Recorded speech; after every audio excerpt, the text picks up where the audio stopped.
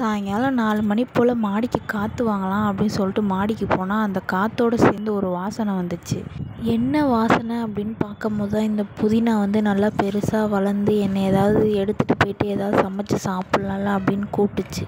அப்படி ஒரு வார்த்தை சொன்னோன்னே விடுவோமா, குடுகுடுன்னு கீழே ஓடி போய் கத்திரிக்கோல் எடுத்துகிட்டு வந்து ஒரு இலையாக கட் பண்ண ஆரம்பிச்சிட்டேன். சரி, இதை கட் பண்ணுறோமே, கட் பண்ணிட்டு இதை வச்சு என்ன செய்கிறது அப்படின்னு எனக்கு ஒரு யோசனை இருந்துச்சு. சரி, ஃபஸ்ட்டு கட் பண்ணுவோம், அதுக்கப்புறம் பார்த்துக்கலாம். வேறு என்ன இருக்குதுன்னு பார்க்கும்போது தான் நல்லா பளிச்சுன்னு ஒரு பழுத்த தக்காளி ஒன்று இருந்துச்சு. செம்ம பெருசு அந்த தக்காளி. அந்த செடி எப்படி தான் தாங்கி இருந்துச்சுன்னு தெரில. அதையும் ஒன்று பிச்சுக்கிட்டேன். செம்ம கலருங்க. கிட்ட பார்க்கும்போது தான் தெரிஞ்சு செம்மையாக இருந்துச்சு. செம்ம ஷைனிங்காக இருந்துச்சு. இந்த இதை பாருங்களேன், கத்திரிக்காய் மாதிரி இருக்குது.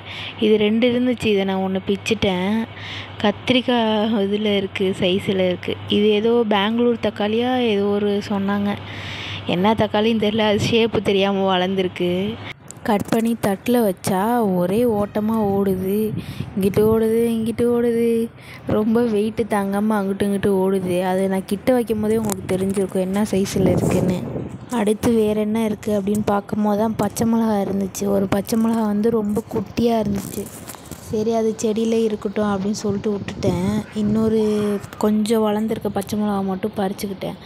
அந்த பச்சை மிளகாவும் அப்படி ஒரு கலருங்க, செம்ம டார்க் கலரு.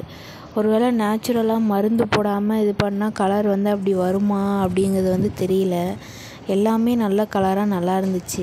இது பார்க்க மட்டும் இல்லை, சமைச்சு சாப்பிட்டாலும் இன்னும் நல்ல செம்ம டேஸ்ட்டாக இருக்கும். எதனாலனா இது வந்து எந்த ஒரு இதுவுமே இல்லாமல் நேச்சுரலாக வளர்ந்தது, அதுவும் நம்ம வீட்டில் வளர்ந்தது.